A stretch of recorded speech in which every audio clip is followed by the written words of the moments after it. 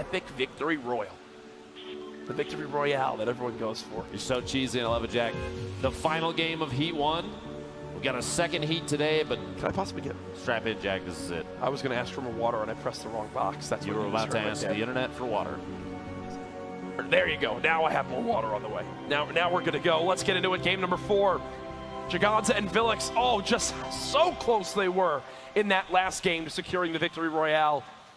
Another llama in the Loot Lake area. One right outside Fatal Fields as well. The final one northeast of Retail Row. One team looks like they might be flying directly over it. I'm assuming the two teams at Fatal potentially saw as they're harvesting through there, gathering up all their materials that they can. Kevin staring at the llama. There he is, just hanging out. The llama's so panicked. Llama, you're made of paper mache. What are you doing in the water? Hey, come on, man. Let's take it a swim. I love the sound it makes. Like, look at how glorious this being. It's like finding a unicorn. Oh, I just saw on my screen here, Exus from Trouble Boys broke into the first house on Risky and got a golden assault rifle. A legendary assault rifle. You really can't ask for much more. Okay, I think I just saw a thermal pickup there too.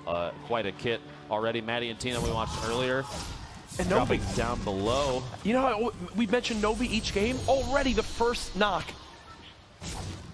As they look, and Nobi and Noobtra, I'm telling you, every game, Nobi and Noobtra have had 2 elims in the opening minute of every game we've played in this heat. Smack dab in the middle of the map, Dusty Divot, which is safe for the next zone. A trap deployed in there, Flower and Dre. Looks like picking up a pair there. Well done. Catnip and Austin knocked out in this game 4. That third team, though, we saw Lil 129 get eliminated in the feed. Pritz still alive. How many elims does Flower have so far? That team looks like picked up potentially a pair. I believe the team that they eliminated took 129 out. Okay. So there's Flower taking the time to use a chug. A perfect time for it, too, early. Oh, Cowboy's so weak. TJ's teammate secured the victory royale. I just received some insane news. Tell me. There was no victor from last game. It was tied for the Make It Rain. This one's $20,000. Make It Rain will be for $20,000 this game. Maybe not realizing that he's literally one shot. Now's the time to push. Can they not see him in the corn? They must not be able to. They must have lost him. They need to harvest the crops, and they'll be able to find their eliminations. And there you go. Now they found him, and it goes on in. Remember, Hero, this duo, they were towards the top of our standings so far. The spray coming on in. Blind firing, looking for hit markers, essentially, just to see if they can track an opponent through there. Dusty gets the knockdown on JDW, which means Ronan, full HP, almost 96. He's got minis, maybe a chance to pop them. They're spraying. They find him, reloads, and Dusty securing a pair of elims there. You just have to blind fire into the corn until you get hits. There we go. That deploying the glider at any time they want to. You saw Sean building up and just jumping off the flyway. Brampie still alive over here in a kind of a 1v2 situation against FPS and Flame. Oh. Saved himself with that glider redeploy just barely. That would have spelt fall damage previously before 6.2. Nice shot. 66. That and crit. an elim secure. That's 2 for FPS. Curious how many Flame has. Could potentially be a point for this team, this duo already. What I really like about this is they didn't tunnel vision on that loot. They know Noobtra was trying a third party and was looking in from Lazy Links. Instead of dropping it and sprinting to that loot like I would have, they immediately get back to the high ground. You see to FPS basically protecting Flame as Flame was popping the chug. There, forces the player to begin to build, uses that distraction to push on forward, grab a shotgun, grab a submachine gun. Now they've at least got a swap weapon and a good little combination for a close range battle.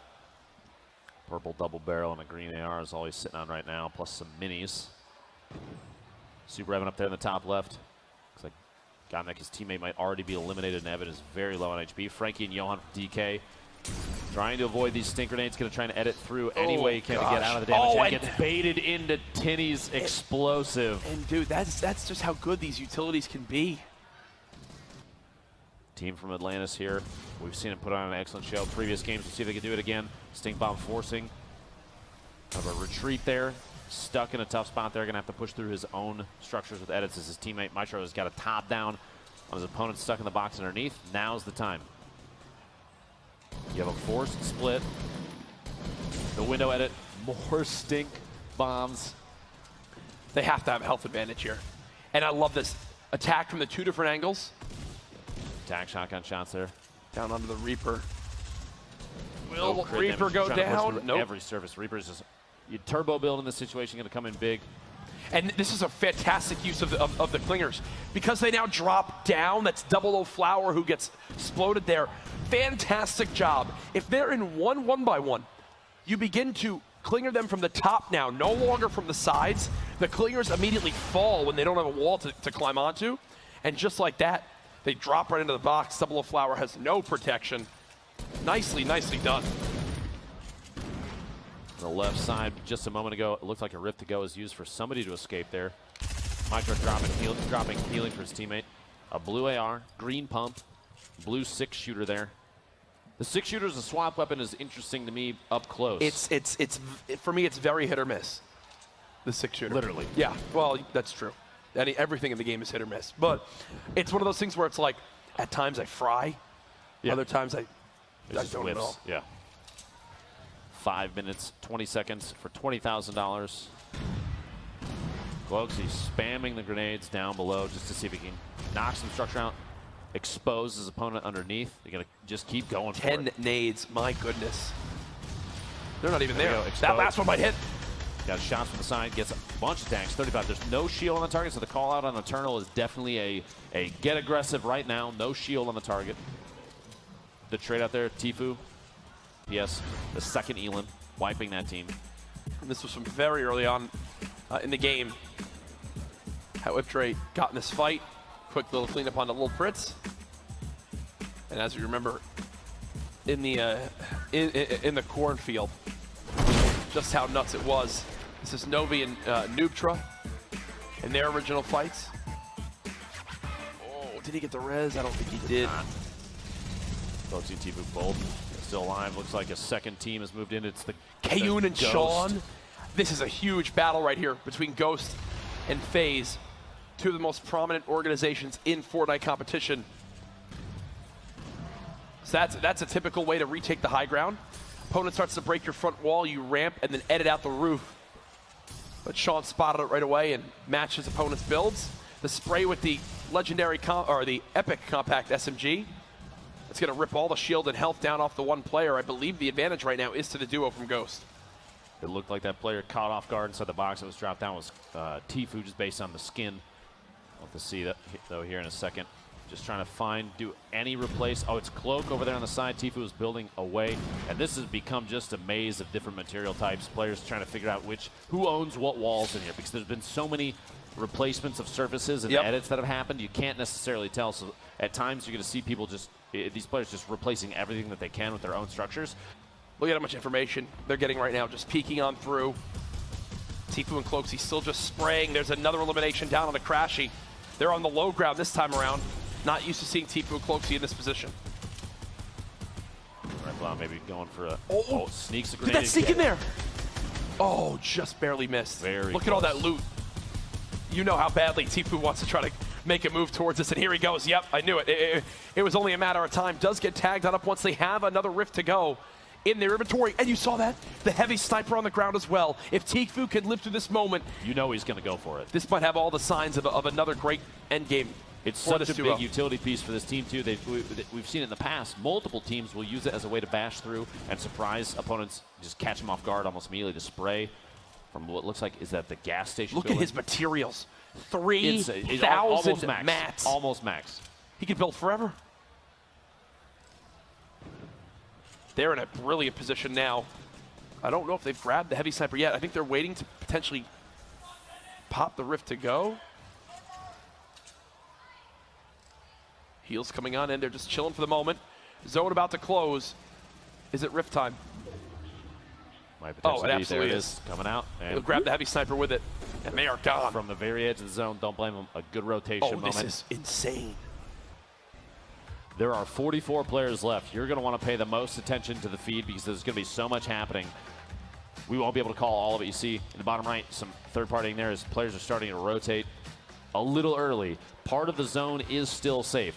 Players can go for that inside the white circle, just on that northeast side, build up early. That's an opportunity to catch people rotating too. That would be a very traditional Tfue and Cloak play too, is to build up just in that spot. Literally as I'm saying it, look at their position, Jack. Right there. Oh, they're getting launched on though, or people are gliding on them. Tfue is on the high ground of the new zone, at least for now. He's got to keep watch though of still that top Viking village in the trap. Elimination comes on in, and he's rewarded with what he needs. Some upgrades for his weaponry. You see the bandages there as well. We'll be able to get back up towards 75 HP. Decides to not take the. There's an can't epic do it yet. Heavy shotgun in there. Oh, he chose that. He chose a green pump over the epic heavy shotgun. This is a straight up build battle right now for Tfue. Looks like he's got the high ground at the moment. Look at the speed at which they're just layering and layering and layering, and every single one of those builds is reestablished too, with multiple walls and floor surfaces, just so you can't just shoot out one piece. You have to shoot out multiple pieces. Basically just build battled 2 people right there by himself.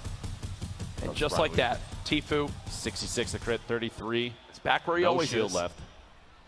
Still, we saw Tfue earlier with almost 3,000 materials, and at that point we just saw he had burnt about 2,000 of it in amidst those fights. How crazy 200 is that, plus man? builds in a 1v2 situation as he's building up the shots down from above, still just trying to spray out every time. If you have the ammunition to hold down left click and knock out all these structures that opponents are putting up, you're burning through their materials and putting them in a more exposed position because they can't reinforce. You mentioned if you have the ammo to do it, Tfue doesn't. He's down to 45 AR shots right now. So he's wasting a lot of his resources. Cloaksy's only got 80 as well. They've got to make the most of the end of this. Cloak seems like he's found his little pocket where he wants to begin to slay on out from. Falls back in for the launch pad to take it to the next zone. Frizzable stuck down low. Shots coming in from all different areas. Going to go for the high ground, the quick floor above, and the nice edit at least gets off that low ground for the moment as he'll look to reset. Korea and Nibs, we watched win the last round. Good swap there on Frosty. The shots from Korea gets a double there on Frosty and Vertnex, putting in 2 eliminations. If Nibs has even one, that's a single point. Frizzable can't get out. He took so much damage. Fast enough, though, to still rotate in. 12 HP, 50 shield. Frizzable taking shots at players that are in the middle of engagements, hoping he can get anything off. Go. And he just waited. Waited way too long. The zone takes him down. Now down to just 19 players left. Tfue and Cloaksy both still alive. Cloaksy only with 62 HP in total. Nice job blocking those shots at the moment. The next zone about to begin now, as it looks like Tfue's in another build battle. And you see, in this build battle, Cloaksy stops for a second to try to help knock down his opponent, to give Tfue any help he can get in that engagement. They're back on the high ground again, and Cloaksy's turn now to take this role and just shoot down on any unsuspecting enemy. Like this. What a shot. X's from Trouble Boys goes down. They're always up top. It is nuts, man. They are always one layer above. Look at this. There we go, the top down. The advantage there is so substantial because as players are building up to try and get a height advantage mid-fight, if Tfue and Cloak already have it, 5 players left. Bravo and Barnall going down the zone there. Villex and Jaganza, I believe, the high ground now. That should be Tfue. The knock on Tfue, which means it's up to Cloak. 6 grenades. Oh, good luck. Good chance here. Only a little bit. 10 builds left for Villex. Not a lot of mats. Dropping grenades in, just anything. You notice he's dropping them ahead of a potential rotation in an effort to try and predict where his opponent's going to move to. Not throwing them directly at it. Villex, Tfue and Cloaksy down. Nanolite gets the Elam there. There we go. Villex, Jaganza. Redemption for the 1 HP. Redemption. The game said feel good there. You know what? High ground from each other. The swaps back and forth. There's Jaganza, Villex. Just watch it from above. Again, in the past, it's a strategy on the low ground. You just shoot that down. You knock them to their death. Yep. Now you don't even care how. As you mentioned, they don't have to try to think of what we used to see, where they would mop the whole